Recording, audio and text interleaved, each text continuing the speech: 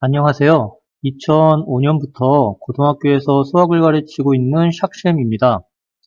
유튜브 강의는 처음이라 많이 떨리는데 강의가 진행될수록 수학에 흥미를 갖는 학생들이 많아져서 수포자라는 단어가 없어졌으면 참 좋겠습니다. 고등학교에 올라와 수학을 하고자 하는 의지를 가지고 조금씩 수학의 재미를 붙여나가기 위해서는 다음 세 가지는 꼭 기억하고 지키도록 합시다. 첫째, 처음 나오는 정의 정확히 이해하고 암기하기. 둘째, 등장하는 모든 수학 용어 확실하게 암기하기. 셋째, 암기한 정의와 용어 절대 안 까먹기. 예를 들어, 첫 학기에 새로운 교실에 들어가서 새로운 친구들을 사귀려고 하는데 친구의 이름을 모르거나 알려줬는데 자꾸 까먹는다면 절대 친해질 수가 없겠죠? 수학도 마찬가지입니다. 수학과 친해지려면 수학의 매 단원마다 등장하는 친구들의 이름을 정확히 외우는 것부터가 수학 공부의 시작이라고 할 수 있겠습니다. 이 말을 잘 명심하고 수업을 이제 시작하도록 하겠습니다. 자, 이제 함수의 정의와 함수 기호를 적용하는 방법에 대해서 강의를 한번 시작해 보도록 하겠습니다. 자, 일단 이 강의는 새로 배우는 학생들을 위한 수업이라기보다는 수업은 들었는데 이해가 잘 안 되거나 문제 적용 방법을 잘 감이 안 오는 학생들을 위해서 진행하는 수업이라는 거 알고 잘 들어주면 감사하겠습니다. 자, 일단 함수의 정의, 용어 내가 강조했던 거 먼저 한번 살펴보면요. 자, 함수의 정의는 일단 준비물이 두 개 필요해요. 집합이 두 개가 필요하죠. 그래서 자, 집합 x, 그 다음에 집합 y, 두 개의 집합을 일단 준비를 해 놓은 상태에서 자, 두 집합에 공집합이 아닌 두 집합을 준비한 상태에서 보면 원소들이 들어가 있겠죠. 집합 다 알고 있죠. 자, 그럼 원소들을 x라는 곳에서 y라는 곳으로 연결시켜도 되고요. 자, y에서 x로 연결시켜도 상관이 없어요. 그래서 자, 일반적으로 x에서 y로 연결시킨 걸로 정의를 많이 하기 때문에 자, x의 원소에서 y 원소를 이렇게 짝을 지어주는 걸 우리가 대응이라고 해요. 대응. 자, 그러면 대응은 아직은 함수가 아니고요. 자, 여기서 이제 중요한 거는 요 대응이라는 관계에서 원소랑 원소가 연결이 된 거죠. 자, 연결한 상태에서 하나의 조건이 더 붙으면 그걸 함수라고 합니다. 그 어떤 조건이냐? 오직 하나씩. 자, 요게 이제 중요한 거죠. 오직 하나씩. 그래서 집합 X에 있는 원소 중에서 오직 하나의 원소가 오직 하나의 Y와 연결이 되었을 때, 오직 하나씩 대응이 되었을 때 우리는 이걸 함수라고 얘기를 하고요. 자, 이때 함수가 되면 우리는 얘를 X에서 Y, 로의 함수다라고 얘기를 합니다. 이때 요 앞에 걸 빼고 우리는 이제 함수라고 많이 얘기를 하는 거고요. 자, 기호로는 이제 F를 많이 쓰죠. 자, 펑션이라는 게 함수의 영어 알파벳이기 때문에 그 앞글자를 써서 F를 쓰지만, 자, 그냥 소문자를 하나 기호로 정해 준 거고요. 자, 함수가 여러 개 나오면 뭐 F, G, H 많이 사용을 하게 되죠. 그래서 결국 함수는 집합 X와 집합 Y라는 두 개의 집합을 대응을 시켜줬을 때 오직 하나씩 대응되는 걸 함수다라고 한다라는 거. 그럼 그 말의 의미를 잘 정확히 이해가 안 될 수가 있기 때문에 자, 그림으로 한번 다시 설명을 좀 해보면요. 자, 집합 두 개가 있죠? 이게 집합 두 개가 있어요. 자, 이 집합에서 자, X란 집합에는 A랑 X랑 B가 들어가 있다라고 하고요. Y란 집합에는 C, D, 그 다음에 Y, E, F 이렇게 다섯 개가 들어가 있다라고 가정을 한번 해봅시다. 일단 이 두 집합에서 X에서 Y로 대응을 시켜줄 거예요. 자, 그랬을 때 결국은 화살표가 나왔기 때문에 자, 화살표를 기준으로 화살표가 나가는 곳, 요 X라는 부분이 선택하는 역할을 하게 되는 거고 y는 이제 선택당하는 역할을 하게 되는 거죠. 그때 선택하는 역할을 하는 집합을 우리는 정의역이라고 해요. 자, 용어 꼭 외우고 기억해야 된다고 얘기를 했죠. 그 다음에 y는 공역이라고 얘기를 하죠. 자, 쉽게 생각해서 자, 정의역은 그러니까 사람이라고 생각하면 돼요. 물건을 사는 사람, 그 다음에 공역은 물건. 자, 그러면 자, A, X, B라는 세 사람이 C, D, Y, E, F라는 물건이 있는 그 진열장에서 하나씩을 선택해서 산다라고 생각하면 되니까 자, X라는 사람이 Y란 물건을 샀어요. 됐죠? 그 다음에 A라는 사람이 D라는 물건을 샀다. 그럼 B라는 물건은 어때요? 또 D라는 물건 사도 돼요. 물건은 하나씩만 있는 건 아니니까. 자, 이런 식으로 하나씩 대응이 됐죠. 요걸 우리는 함수다라고 얘기를 한다라는 거죠. 함수기 때문에 이제 함수라는 F기호가 들어간다라는 거죠. 자, 그랬을 때, 자, 물건은 여러 가지가 있었지만, 자, 선택된 건 실제로는 두 개가 선택이 됐네요. 그죠? 요 두 개가 선택이 됐고요. 자, 선택된 것들만 모아서 우리는 얘를 치역이라고 얘기를 하는 거예요. 자, 그러면 우리가 함수의 정의 얘기를 했고요. 그 다음에 정의역, 공역, 치역이란 용어 얘기를 했죠. 자, 요 세 가지 용어와 정의 꼭 기억을 하고 있어야지만 우리가 함수 문제를 봤을 때 이해를 하고 문제를 풀어줄 수 있다라는 거 꼭 명심을 하면 되겠고요. 자, 요거에 대한 이제 오직 하나씩 대응된다라는 거의 정확한 의미는 자, 다음 장에서 다시 하나씩 이제 좀 살펴보는 시간을 좀 가지도록 할 거고요. 자, 우리가 그 다음에 이제 함수라는 기호를 가지고 식을 만들었을 때 그 기호라는 식에 이제 대입하는 거. 여러분들이 함수에서 가장 어려워하는 것들이 사실 좀 대입이에요. 대입을 제대로 정확히 못하다 보니까 이제 문제 풀 때 좀 식이 복잡하거나 길게 나오면 좀 어려워하는 경향이 좀 있거든요. 그래서 그 대입을 좀 쉽게 하는 방법에 대해서 설명을 좀 하도록 하겠습니다. 자, 우리가 많이 봤던 함수 기호죠. 자, 이걸 이제 함수 기호 F라고 이제 뒀을 때, 자, 우리는 실제로 많이 쓰는 일반적인 이제 기호는 y는 fx라고 많이 쓰죠.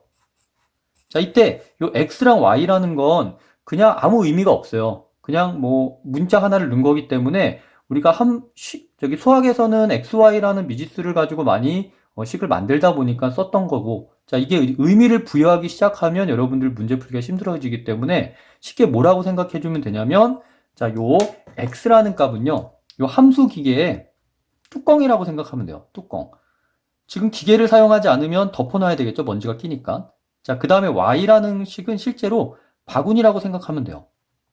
그러니까 우리가 슈퍼로 장을 보러 갈 때 장바구니 가져간다고 생각하면 되는 거죠. 자, 그랬을 때 처음에 사용하지 않을 때는요. 이렇게 뚜껑을 덮어놔야죠. 뚜껑을 덮어놔야 되고 바구니는 현재 비어 있을 거예요. 바구니 이렇게 현재 비어 있는 상태겠죠. 바구니는 현재 이렇게 비어 있는 상태. 자, 그 상태에서 우리가 뭔가를 집어넣을 거다.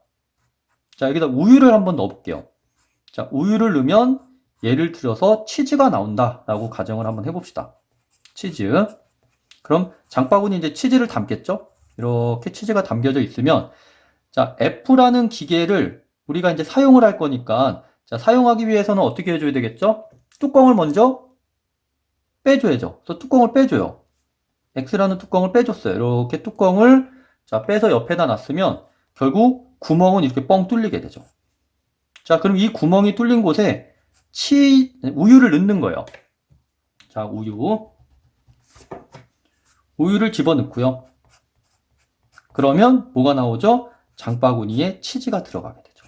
그럼 X라는 문자와 Y라는 문자는 사라지고 다른 값이나 다른 문자가 들어가는 건데 그게 대체가 되는 거지 절대로 그 문자 XY라는 문자에 대입했다라고 생각을 해주면 안 된다라는 거 꼭 명심을 하면 좋을 것 같아요. 자, 그러니까 결국은 뭐냐? 뚜껑을 없애고 그 구멍에다 우유를 집어넣은 거고요. 장바구니에 치즈가 들어갔어요. 그러면 우리가 슈퍼를 갈 때는 장바구니 가져간다라고 얘기를 하지만 치즈를 사가지고 왔어요. 그래서 장바구니에 넣었어요. 그러면 집에 오면 장바구니 갖고 왔어요라고 얘기하지 않고 치즈 사가지고 왔어요라고 얘기를 하죠. 장바구니라는 용어는 없어지게 되죠. 자, 그런 개념이라고 생각해 주면 되니까 뭔가를 넣고 결과물이 나온다. 자, 그랬을 때는 XY가 사라진다라고 기억해 주면 되겠어요. 자, 그럼 이제 실제적으로 식에다 한번 대입을 한번 해서 연습을 한번 해보도록 합시다. 먼저 f1을 한번 구해보면요. 자, 2를 집어넣을 거니까 뭐다? 자, 식은 이렇게 들어가 있죠? 그럼 식에 x라는 요 식은 모든 x가 뚜껑이라는 거예요. 그래서 이 기계는 뚜껑이 3개가 덮여져 있는 거죠. 자, 그러면 1이라는 물건을 넣을 거니까 자, 1을 없애요. 아니, x를 없애요. 뚜껑을 없앨 거니까 모든 곳에 뚜껑이 사라지는 거죠. 그럼 그 뚜껑을 가로로 대체를 시켜주는 거예요. 자, 그러면 이렇게 가로로 대체를 시켜주면 자, 이 안에서 뭐를 집어넣어주면 된다? 이 구멍에다가 자료인 1을 집어넣어주는 거죠. 1, 1, 1, 1을 집어넣어주면 자, 결과물이 나온 거고요. 자, 이제 이 결과물은 우리가 계산해주면 된다라는 거예요. 자, 그럼 2 곱하기 1이니까 2가 되겠죠? 더하기 3일은 3 빼기 루트 1. 그럼 얘는 2 더하기 3 빼기 1이 되니까 정답은 4라는 값이 나오게 되겠네요. 자, 그러면 숫자는 크게 어려워하지 않는데 문자를 한번 보면요. 자, 문자. 자, EX를 넣었죠? 자, 여기서 여러분들이 조금 힘들어하는 거, 헷갈려하는 사람들은 뭐를 헷갈려하냐면 자, X 똑같으니까 이 X에다 2를 곱했다? 뭐 그런 개념으로 생각을 하는데 완전히 잘못된 개념이죠. 자, 요 X와 요 EX 달라요. 뭐 쉽게 얘기를 해서 얘는 사이다면 얘는 콜라라고 생각을 해주면 되죠. 그러면 사이다, 콜라 둘 다 탄산음료긴 하지만 완전히 다른 음료고요. 자, 사이다에다가 검은 물을 섞었다고 콜라가 되는 건 아니죠. 예, 그러니까 우리가 사이다를 먹다 콜라를 먹고 싶다. 그럼 사이다를 깨끗하게 비우고 빈잔에다 콜라를 다시 넣어줘야 되는 거기 때문에 뭐 섞어 먹는 사람들도 있겠지만 자, 따로따로 먹는다라고 했을 때 자, 완전히 비워주는 개념이다라는 것만 기억을 해주면 되겠어요. 자, 그러면 이렇게 되겠죠. 자, 새로운 걸 다시 채워 넣을 거니까 뚜껑을 없애죠. 뚜껑을 없애면 제곱 플러스 3 가로치고 빼기 루트 모든 x가 가로로 바뀐 상태에서 자, 이 안에 뭐를 집어넣어주면 된다? EX를 집어넣어주면 된다. EX, EX, EX, EX. 됐죠? 자, 그러면 계산하니까 2 곱하기 4x 제곱 플러스 236x 마이너스 루트 2x가 되겠네요. 그러면 8x 제곱 플러스 6x 빼기 루트 2x.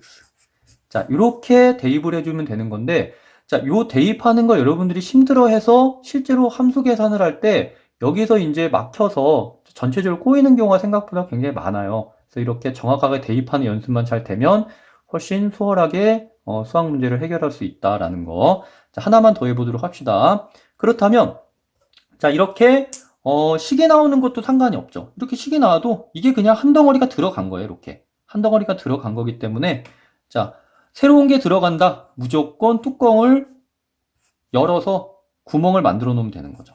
2 가로치고 제곱 플러스 3 모든 건 그대로 놔둔 상태에서 x만 가로로 바뀌는 거예요. 그래 놓고 여기다가 전부 다 뭘 집어넣어 주면 된다?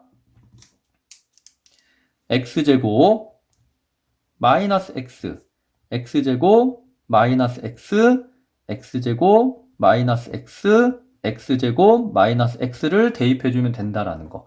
자, 그럼 이제 전개만 하면 답이 나오는 건데, 자, 전개는 좀 복잡하긴 하지만, 이제 전개는 연습을 해줘야 되는 부분이기 때문에, 뭐 이건 열심히 연습을 해줘야 되겠죠? 수학 문제라는 건 수업을 듣는 것만으로는 해결이 안 된다라는 거 꼭 명심을 하고 알고 있는 사실이죠. 자, 대입을 한번, 전개를 한번 쭉 해보면요. 자, x 4제곱 빼기 2x 세제곱이죠. 2x 세제곱 플러스 x제곱 더하기 3x 제곱 빼기 3x 빼기 루트 x제곱 빼기 x. 자, 앞에 거 다시 한번 전개하면 2x 4제곱 빼기 4x 세제곱 플러스 2x 제곱 플러스 3x 제곱 마이너스 3x 마이너스 루트 x제곱 빼기 x. 자, 그러면 2x 4제곱 그대로 있고요. 자, 4x 세제곱도 혼자 있죠? 자, 제곱 똑같으니까 앞에 있는 숫자만 더해줘서 5x 제곱 빼기 3x 마이너스 루트 x 제곱 마이너스 x. 이렇게 식이 전기가 되면 자, 제대로 식이 대입이 됐다라고 생각해주면 되겠어요. 자, 그래서 지금 함수의 정의, 함수의 정의, 그 다음에 용어, 그 다음 자, 기호의 의미와 기호 사용 방법에 대해서 얘기를 했고요. 자, 다음 거 이제 또 다시 넘어가 보도록 합시다. 자, 그러면 자, 이번에는 자, 이제 함수라는 게 이제 어느 때 함수가 되는지에 대해서 정확하게 한번 체크를 하고 확인을 한번 해보도록 합시다. 또 문제를 풀다 보면 의외로 이게 함수냐 아니냐를 헷갈려하는 사람들이 좀 많아요. 그래서 그거에 대한 이제 연습을 한번 해보도록 합시다. 자, 뭐 예를 들어서 자, 이제 함수라는 식당이 있어요. 요 함수 식당에 3명의 친구가 가서 이제 음식을 먹는데 자, 이 함수 식당의 메뉴를 시키는 원칙은 1인 무조건 한 메뉴를 원칙으로 해요. 무조건 한 사람에 한 개씩만 시킬 수 있고 시켜야만 한다라는 거. 자, 그래서 뭐 돈가스도 있고 우동도 있고 비빔밥도 있고 김치볶음밥도 있는데 자, 첫 번째 자, 상황을 먼저 한번 살펴보도록 할게요. 자, 첫 번째 상황에서는 자, A라는 사람이 돈가스를 시켜요. 1번 메뉴를 시키고요. 그 다음에 B라는 사람이 비빔밥 3번 메뉴를 시켰다고 할게요. 근데 C는 먹고 왔다고 안 시켰어요. 자, 이런 상황이 됐을 때, 자, 이 상황은 함수냐 아니냐라는 걸로 물어봤을 때, 자, A는 하나를 시켰고요. B는 3이라는 비빔밥을 시켰고요. 그 다음에 C는 시키지 않았어요. 근데 한 명당 무조건 한 메뉴를 시켜야 되는 게 원칙이기 때문에, 자, 원칙에 어긋났죠? 그래서 여기에 시키지 않았기 때문에, 자, 이 상황은 뭐다? 함수가 아니다라는 거. 함수가 아니다라는 거. 됐죠? 예. 그러니까 무조건 한 사람당 시키는 사람이, 선택하는 사람이 하나씩 선택을 해줘야지만 함수가 된다라는 거예요. 자, 그럼 두 번째 상황은요. 자, A가 너무 배고파서, 자, 돈가스랑 우동 2개를 시켰어요. 그리고, 자, B라는 사람은 비빔밥을 시키고요. 자, C라는 사람은, 자, 김치볶음밥을 시켰다고 합시다. 그러면 모두 다 하나씩은 시키긴 했지만 문제는 뭐죠? 자, 요 1번이 A라는 사람이 문제죠? A라는 사람이 음식을 2개 시켰어요. 자, 이렇게 2개 시키면 어떻게 된다? 자, 한 사람당 무조건 하나만 시켜야 된다라는 원칙을 또 어긋났죠. 그래서 이 상황도 실제로는 함수 상황이 안 된다라는 거예요. 됐죠? 자, 그럼 세 번째 상황을 한번 보면요. 자, 세 번째에서 A라는 사람은 우동을 시키고요. 자, B라는 사람은 우동을 시키고요. 자, C라는 사람은 자, 김치볶음밥을 시켰다고 합시다. 그러면 자, 각각 하나의 메뉴씩 시켰죠. 자, 그런데 자, 우동을 각각 2번 시켰어요. 자, 그렇지만 뭐다? 시키는 사람 위주로 가는 거기 때문에 메뉴가 겹치는 건 상관이 없어요. 무조건 한 사람당 하나씩 시켰기 때문에 얘는 뭐다? 함수다. 라는 거. 자, 그러면 자, 마지막 상황에서 A란 사람은 돈가스 1번을 시키고 자, B란 사람은 비빔밥을 시키고 자, C라는 사람은 김치볶음밥을 시켰다. 자, 이 사람도 어때요? 자, 모두 다 하나씩 시켰죠? 자, 이런 상황이 함수다라는 거예요. 자, 그럼, 한번 요거를, 그림에다가 한번 표시를 다시 해보면, 자, 1번 상황은 어떻게 된 거죠? 1번 상황은, 자, A가 1번을 시키고, 자, B가 3번을 시켰어요. C는 아무것도 시키지 않았기 때문에 화살표가 나가지 않겠죠? 자, 그럼 이 상황은 함수가 아니다라는 거죠. 자, 그리고, 자, 이 두 번째 상황은 요 대응이라는 관계에서, 얘는 1번과 2번을 선택을 했고요. B는 3번을 선택했고, C는 4번을 선택했네요. 자, 근데 여기서는 2개를 선택했기 때문에 함수가 아니다라고 얘기를 했었죠. 자, 그리고, 자, 그 다음, A는 2번을 선택하고요. 자, B도 2번을 선택하고요. 그 다음에 C는 4번을 선택했어요. 자, 요거는 함수였고요. 자, 그 다음 A가 1번을 선택하고 자, B가 3번을 선택하고 C가 4번을 선택했어요. 요것도 뭐다? 함수다라는 거. 됐죠? 그래서 얘는 함수기 때문에 자, 함수 기호 F를 달아줄게요. 자, 요게 바로 함수가 된다라는 건데 자, 우리가 이제 여기서 항상 이런 식으로 생각할 수는 없으니까 그림에서 바로 함수인지 아닌지를 확인하고 싶은 방법은 결국 어떻게 하면 되느냐? 결국 우리가 앞에서 선택을 하는 역할을 하는 걸 뭐라고 그랬죠? 정의역이라고 한다고 그랬죠? 이게 정의역이란 말이에요. 그럼 정의역이라는 말은 뭐냐면 정의란 말이 붙었죠. 말 그대로 뭐냐? 함수를 정의하는 집합이라고 생각하면 돼요. 함수를 정의하는 집합이다라는 거. 그래서 얘가 함수가 된다 안 된다는 오로지 정의역에 의해서만 결정이 되고요. 자, 이 공역은요. 함수인지 아닌지를 정의할 때 전혀 역할을 하지 않아요. 그래서 얘가 함수인지 아닌지를 확인하고 싶을 때는 반드시 이 정의역만 보면 된다라는 거. 자, 그럼 정의역에서 뭐다? 오직 하나씩 대응이라고 얘기를 했었죠. 함수의 정의가 오직 하나씩 대응. 꼭 기억해요. 함수의 정의는 오직 하나씩 대응. 자, 그러면 x에서 동그라미를 한번 쳐보세요. 이렇게. 동그라미를 쳤을 때 어떻다? 화살표가 선이 한 번씩만 나가요. 그러면 오직 하나씩 대응인 건데, 자, C에서 아무것도 나가지 않았죠? 그렇기 때문에 거짓인 거예요. 그렇기 때문에 거짓이 되는 거고요. 그렇죠? 예.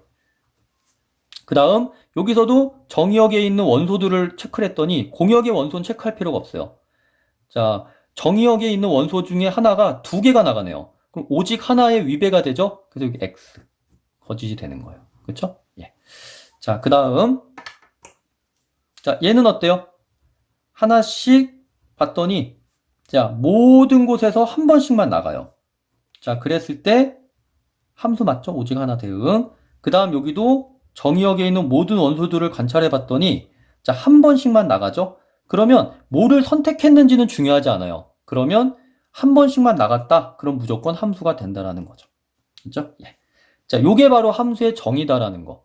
자, 그러면 공역이 하는 역할은 뭐냐? 자, 우리가 정의역에서에 의해서 얘가 함수인지 아닌지를 판단을 했잖아요. 그래서 함수 정의역에 있는 원소들을 관찰을 해서 원소들이 전부 다 한 번씩만 나갔다? 그러면 함수 안 나가거나 두 번 나가거나 두 번 이상 나갔다? 그럼 함수가 아니다라고 얘기를 했어요. 그러면 선택을 뭐를 했는지는 실제로는 관심이 없죠, 함수는.